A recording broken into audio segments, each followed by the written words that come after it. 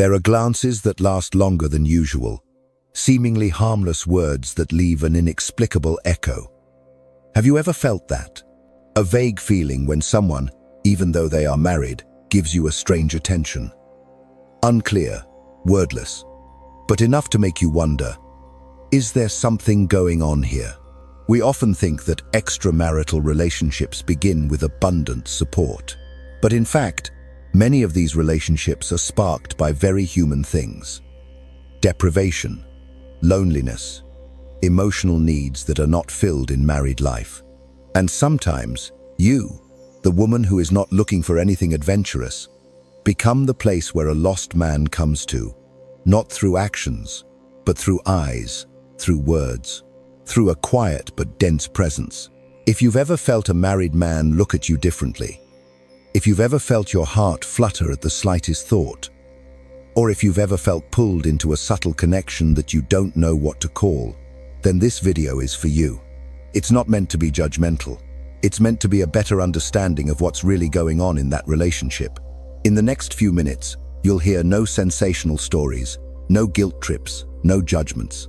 Instead, we'll explore together 5 subtle, yet often overlooked signs that a married man may be developing feelings for you. Signs that don't come through direct words, but through changes in the way he talks, interacts, and is present. Small, yet emotional details that make you feel both special and right. If you've ever asked yourself, am I imagining the process? Am I entering an emotional world that doesn't belong to me? Or even, why do I feel important to someone who shouldn't be guiding me? Then you're in the right place, at the right time, to find answers. And if you find topics like this, touching something in you, something deep, difficult to talk about but real, consider supporting the channel so we can continue to accompany each other on the next emotional journey. This is a place for those who are not ready to look directly at their true feelings, to understand better and live more deeply. We start now, but prepare yourself, because emotional truth, even if it's not loud, always has weight. There are changes that don't start with actions, but start with the way a man starts talking to you, especially when that person is married and the initial relationship is just colleagues, acquaintances, or even casual friends. Everything starts with words, with tone of voice, with the way he calls your name, asks you questions, and gradually creates a unique rhythm in communication between the two of you. It is no longer a simple exchange of information. It becomes a subtle, gentle, but intentional flow of emotions. You may not notice it right away, but then there will be times when you suddenly think, why does he talk to me differently than he talks to others? His voice is softer, slower, more attentive when talking to you. He pauses longer when you speak. Sometimes he smiles lightly at something you say that no one else cares about. There is kindness hidden in seemingly innocent inquiries. And from there, you begin to feel seen, heard, and chosen, even without saying a word. Words are no longer casual. They carry an emotional frequency that the mind cannot easily ignore. For example, instead of asking politely, "How are you today?" he might ask, "You seem a little tired, are you okay?" It's not just a question. It's an observation coupled with concern. It's a sign that you have taken up a place in his attention. And that attention, when it comes from a married man, is no longer neutral. It has a nuance, a direction, and a carefully chosen content. Carl Jung once wrote that every relationship is a form of projection. People constantly project repressed parts of their subconscious onto others. And in this case, you may have become the mirror that the man unconsciously seeks to see the part of himself that he feels is missing. The aliveness, the feeling of being recognized, admired, or simply seen as a valuable person. So the way he speaks to you is not just communication. It is a symbolic expression. His words then become a tool to express the desires and the needs that are tearing him apart. A clear sign is when he starts complimenting you regularly, but not too ostentatiously. The compliments are not polite, but private and carefully considered. For example, "That color really suits you," or "You always have a way of speaking that makes people feel comfortable." On the surface, These sentences can be completely harmless. But if you pay close attention, they carry a special favor, especially when he doesn't compliment others in that way. His compliments have a repetition, a look in his eyes, a wait for a response. And that's what makes you start to feel chosen, set apart from the crowd. One of the most subtle things about this process is the emergence of a private language. Phrases, expressions, nicknames that only the two of you share. He may start calling you by an intimate name, or frequently repeat a line you said that he remembers. This is a way of building a space of connection independent of the outside world, a safe zone just for the two of you. And when that happens, even if neither of you admits it, you have entered a different kind of relationship, an emotional connection that outsiders can't see, but those involved can clearly feel. The thing is, not all men are aware that they are doing this. Some think they are just being nice. Others justify themselves as just looking for a little levity in a stressful life. But whatever the reason, the way they use language with you has changed. And that change is not random. It's the first sign of an emotional need that's brewing, quietly and persistently. The hardest part for you may not be recognizing these signs, but acknowledging that you're feeling something. Because part of you wants to believe it's just being nice, but another part of you feels your heart waver every time he says something just for you. And in that space, between emotion and reason, between reality and expectation, between light and gray, you start to listen more closely to the way he speaks. At this point, you need to ask yourself honestly, how does he talk to me? Is it softer than he does to others? Does he compliment me in a specific way? Does he often find ways to prolong the conversation, even if it's just a few unnecessary sentences? And if the answer is yes, then it's time to understand that communication is no longer a neutral interaction. It carries an emotional message. A message that may not have taken shape, there may not be a confession, there may not be a specific action, but it is gradually forming, like a background music that only you can hear. You need to be awake to realize it, and you have the right to choose to stop there. Because language is a powerful tool. It can build a parallel world that only two people understand. But that world, if built on silence and lack of clear ties, can easily become a place where hurt begins. And that hurt sometimes is not because of what happened, but because of what has never been said, but has existed for too long in seemingly harmless words. When a man begins to use language to build a personal connection with you, look at it as a sign, not as fate. It is not your fault for feeling connected, but you owe it to yourself to realize that not every kind word is an invitation to come closer. Some are just echoes of absence, not calls of true love. And you deserve something clearer, more sincere, more fulfilling, not just in words, but in the actual presence of that person in your life. Once language has opened the first door, what happens next is an expansion of intimacy, a form of communication that no longer stops at polite words, but begins to penetrate more sensitive territory, emotions. Conversations no longer revolve around work, the weather, or neutral topics. Instead, they gradually move into personal life, private experiences, feelings, and inner thoughts. And the danger is that everything happens so naturally that you don't realize that an important boundary has been crossed. At first, he may simply ask you about your day. How was your day? But over time, the question turns into, I'd like to hear more about last night. What was keeping you up at night? The question is no longer polite. It contains genuine concern. Then, he starts telling you about his day, the pressures at work, the little conflicts at home, and the nameless disappointments that he has never told anyone. Gradually, you are not just a listener, you become the person he trusts. And when that trust is linked to emotions, the relationship between the two of you takes a different turn. This closeness often begins not with confessions, but with everyday details. He tells you that he couldn't sleep last night because he kept thinking about the past. He says that he feels lost in his own home, that sometimes he doesn't know who he is anymore. And you, because you are a good listener, start nodding, start sharing similar things.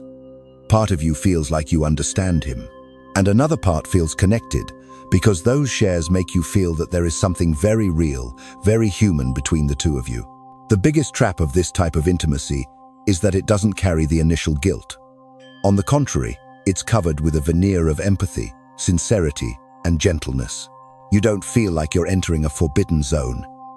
You feel like you're in a safe zone, where you can be yourself, say things that no one else would listen to.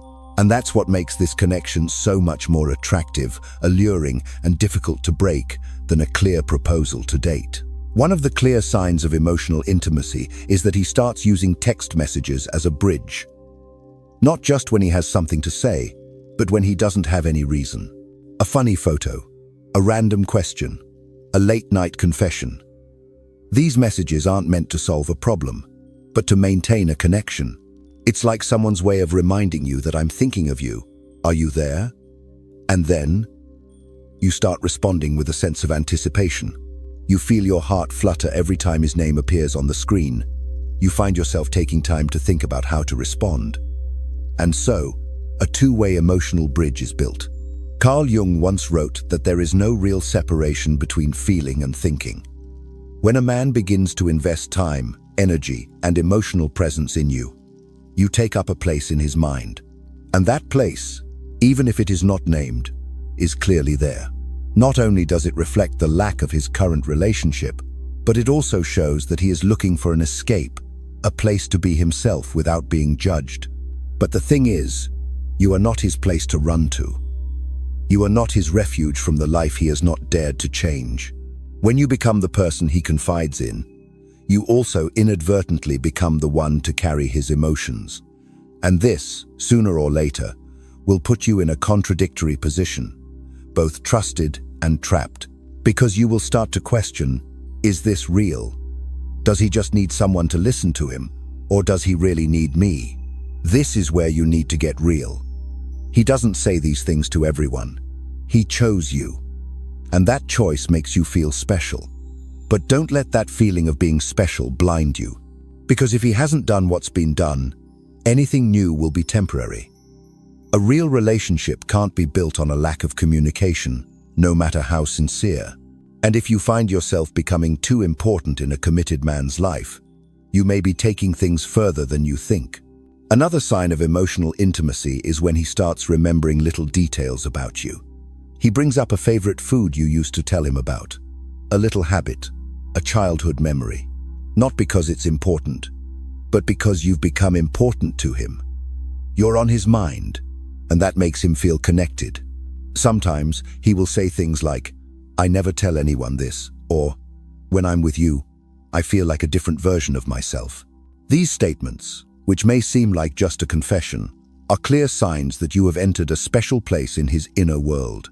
And what you need to remember is that this place is not harmless. It carries responsibility, emotion, and sometimes even hurt if you don't recognize where you stand soon. You may have become the person he trusts the most, the person he turns to when he's empty. But you may also be the one carrying his inner turmoil. And that's not fair to you.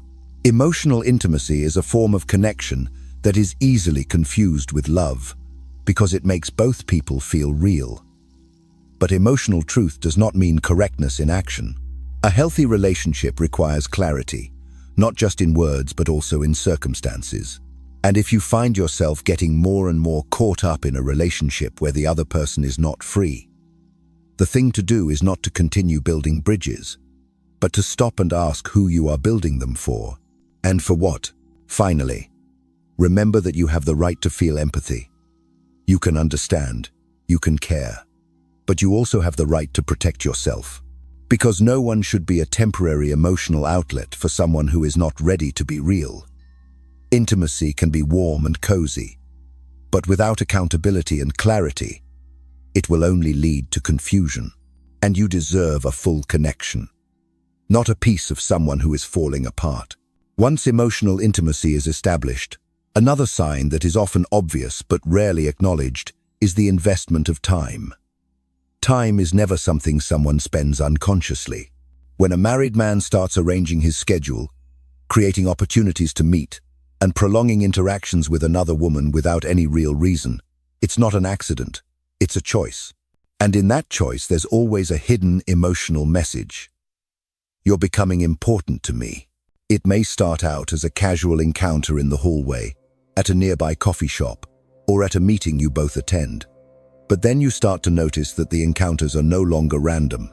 He shows up more often where you are. He knows when you usually go out for lunch and happens to go at the same time. He waits until after work to ask you a question that doesn't really matter. And gradually, you can no longer tell the difference between casual attention and intentional behavior. When a married man starts changing his routine to spend more time with you, it says more than just interest.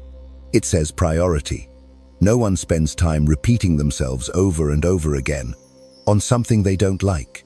And no one delays coming home from a long day just to chat with someone they don't have any special feelings for. This investment of time is often accompanied by another form of deep need: affirmation. When a man asks you what you think of his new haircut, the shirt he chose to wear today, or even the way he behaves in a particular situation, he's not just asking for your opinion. He wants to be seen through your eyes. He's looking for a sense of recognition, of positive evaluation, of being valued in a way that's different from the familiar and somewhat jaded gaze of his partner. This doesn't stop with words, it's in actions. He'll start doing little things just to get your attention. Pick up the perfume you once complimented. Wear the shirt you once said suits you. Or repeat a joke you once laughed at. These aren't random. It's how he positions himself in your mind. Not just as a man anymore, but as someone who has an emotional impact on you. Affirmation is also evident in his obvious reactions to the way you behave. If you compliment him, his eyes light up. If you ignore him or keep your distance, he becomes quiet, even distant. He begins to have emotional reactions that are disproportionate to the level of your relationship. This shows that you are no longer a normal friend or colleague. You have become the emotional center of his attention, even if he hasn't admitted it in words. One of the clearest signs of investment of time and affirmation is when he starts to show up more often in moments when you least expect it. Not because he needs you, but because he needs your presence to fill the voids in his life. And gradually, you begin to look forward to those appearances. You feel down if you don't see him today. You feel like something is missing if you don't get a random text, a random story, a warm hello. That's when the relationship starts to form a habit. And habits, once repeated without a name, become invisible attachments. In addition, this investment of time is sometimes disguised as help. He's willing to walk you home, help you carry your stuff, wait for you to finish work late, even pitch in when it's not his responsibility, just to have a few more minutes with you. This gives the impression that he's kind and considerate, but you need to look deeper. Does that kindness happen to everyone, or just to you? If you're the exception, then it's clear that the act carries an emotional purpose that he may not be fully aware of. Carl Jung once said that what occupies your mind will manifest itself in your behavior. And in this case, the constant presence, the persistent time spent, is proof that you are on his mind. What you need to do is not to fool yourself into thinking that this is normal, but to soberly recognize that you are becoming the protagonist in a story that the other person is not ready to tell. You are not the only one with emotions, but you may be the only one with enough sense to ask, is this really true? And do I want to go further? The affirmation he seeks from you is not just a recognition of his masculinity, but also a reaffirmation of the self that has been eroded in a relationship that no longer reflects his values. And if you become the one to fill that void, you are not just taking on the role of the empath. You are carrying the emotional baggage that is not yours. Time, in any relationship, is something you can't fake. When a man consistently chooses to be with you instead of coming home, when he expects you to see him in a positive light, when he becomes sensitive to your reactions, you've clearly outgrown the role. The question is, are you truly chosen? Or are you just a temporary replacement for something that's been depleted in his personal life? True affirmation comes from relationships that are clear, honest, and open. And affirmation that comes from a secret, hidden, and ambiguous connection will always put you in the position of the waiting one, the temporary one, the substitute. And that's not what you deserve. Finally, ask yourself, is his time with you whole or just the leftovers of a day divided in two? And who do you want to be in that story? The one who is chosen with all the freedom and commitment, or the one who is kept in a void so that the other person feels enough? Because if you accept trivial things as a form of care, then you are also trading your own value to fill the things that he is not brave enough to face in real life, and you deserve more than that. You deserve someone who does not need to run away from anything, but comes to you with all the clarity and completeness. After a man has invested time and sought affirmation from you, what happens next is often no longer in the safe zone of idle words or subtle acts of care. The relationship enters a deeper stage, where sharing is not just a means of communication, but a bridge to the soul. This is when he begins to open up to the past, removing the layers of defenses built up over the years. And it is at that point that a new emotion is born. The desire to be understood. The man no longer just talks about everyday things or current fatigue. He starts talking about his childhood, about his early traumas, about his strict father or his quiet mother, about his fear of failure, about the times he felt invisible in his own family. Those memories are not told intentionally, but appear very naturally, in long conversations at the end of the day, or through seemingly harmless messages. But each memory is a clear sign that he is letting you into an inner space that not everyone is allowed to touch. It is there that the emotional connection becomes the strongest and hardest to break. Because when people share the fragile and unhealed parts of themselves, they are not only telling the truth, but they are placing trust in the person who is listening. And the person who is trusted feels a very special, almost sacred spiritual responsibility. You begin to feel like you are the only one who understands the real him, that the things he is saying have never been said to anyone else. And that makes you stay, not because of physical attraction, but because of spiritual connection. You no longer just listen, you begin to respond with your own stories, about the times when you too felt like no one really understood you, about feeling alone in a room full of people, about the sadness that has never been named. And so, the two of you become two mirrors, reflecting each other's dark areas. This connection is not a misunderstanding, but a very real form of deep empathy. But truth doesn't mean right.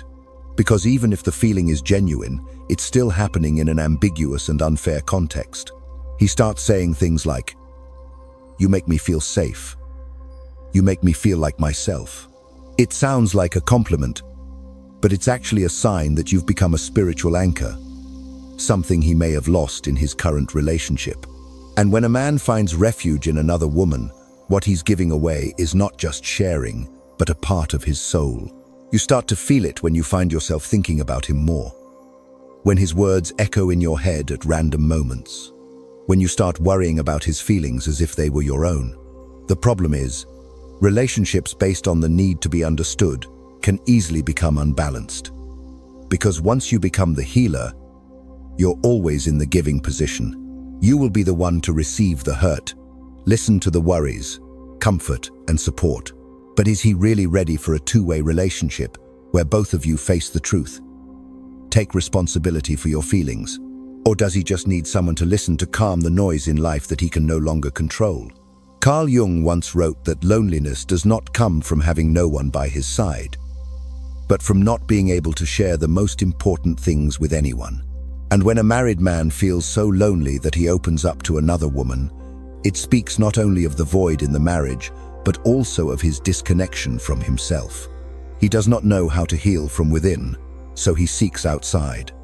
And you, the woman who listens with empathy, have become the silent escape. But that also brings a big risk.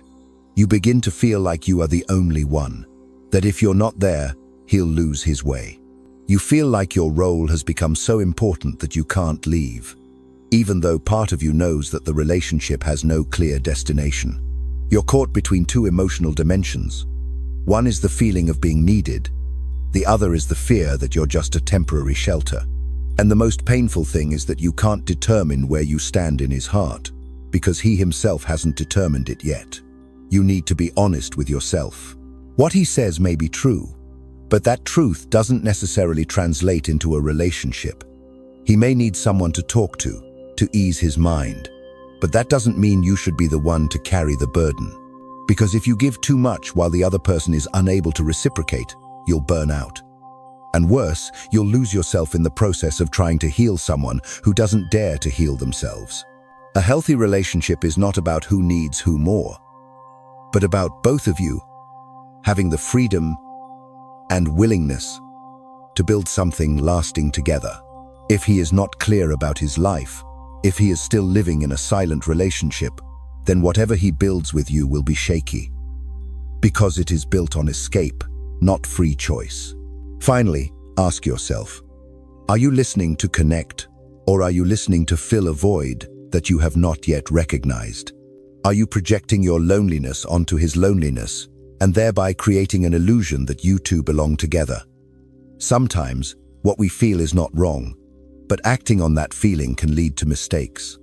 Empathy is the most beautiful thing between people, but if not placed within a clear limit, it can become a path that leads both of you astray. You don't have to deny sincerity, but you do have to protect your boundaries. Because once the door of the soul has been opened too deeply, it will be very difficult to close it. And if you don't clearly define your position in this relationship, you will easily trade your inner peace to keep something that is not necessarily yours. You deserve a love that is not only sincere, but also clear and capable of walking with you, not just whispering in the dark. When an unnamed emotional relationship has gone beyond the initial layers of intimacy, when words carry meaning, messages become habits, and confidences are poured out as if you are the only one he can rely on, there will often appear a special moment. Change. Not a clear turn in the direction, not a confession or a specific request, but a quiet retreat, sometimes sudden, sometimes a gradual crack. The man who used to listen to you so earnestly suddenly becomes silent. The man who used to actively appear every day now starts to be absent with the excuse of being busy, pressured, tired, or sometimes no reason at all. This is the conflicting stage, when emotions have gone beyond the limit, but reason has not caught up yet. For him, the feeling of being close to you is real. The harmony is real. The relief of sharing is also real. But along with that comes another truth. He has a life of his own, a bond that if crossed will destroy what he has built. And while his heart pulls him towards you, responsibility, fear of loss, and guilt hold him back. That is when you start to notice new signals. The messages are no longer as regular as before. The answers become shorter. He no longer tells stories, no longer asks questions like before. Sometimes he actively keeps his distance, doesn't get close, doesn't stay in contact for as long as before. And if you ask, he will say everything is normal, that you're thinking too much. But you know that's not true, because the body has its own memory.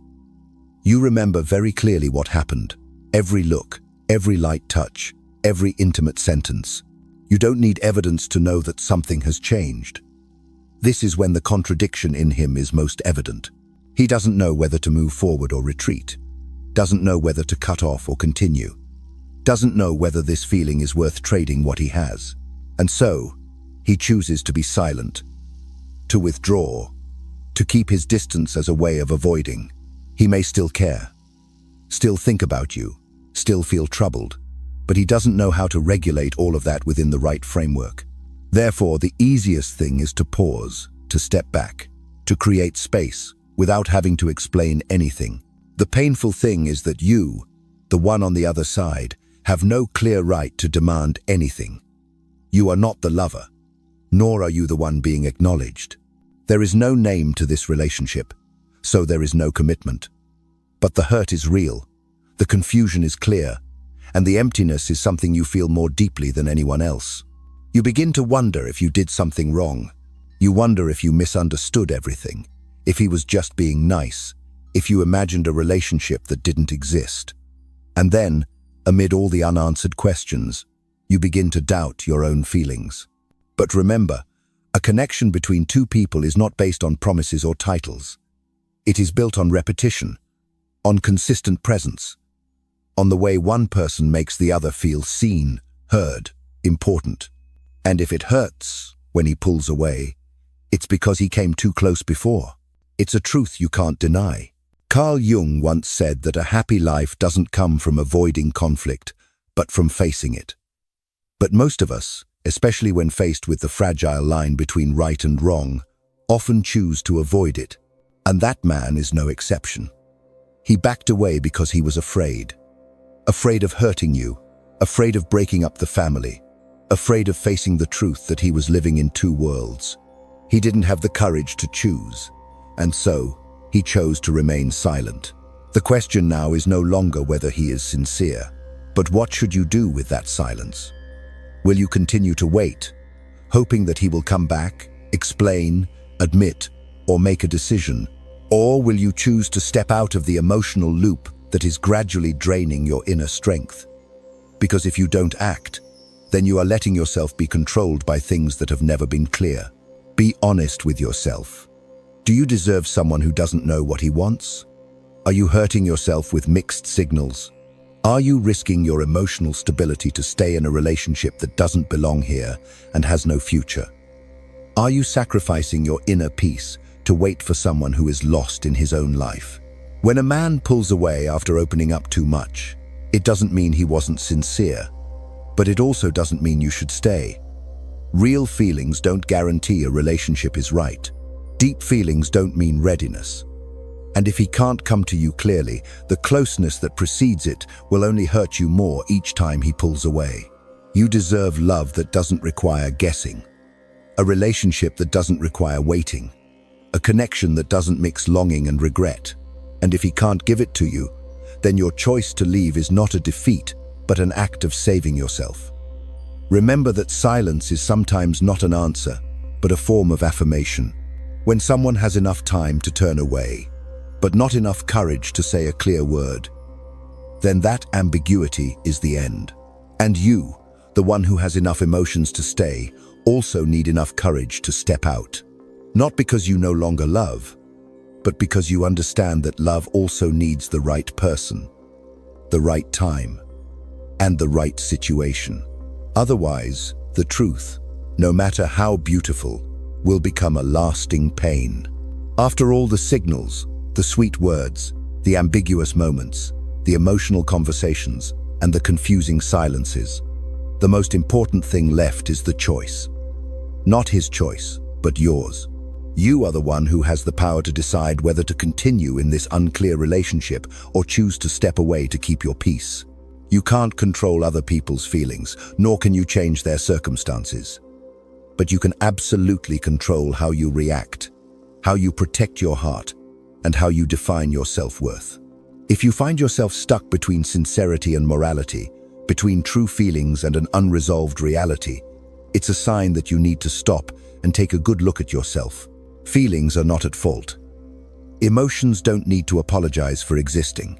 But if you let that feeling grow in an unhealthy environment, with no clear destination, you are putting yourself in a weak position. You are not a third person, not an interloper.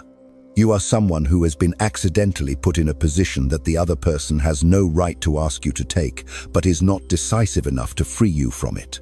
You deserve a clear, free, and legitimate love.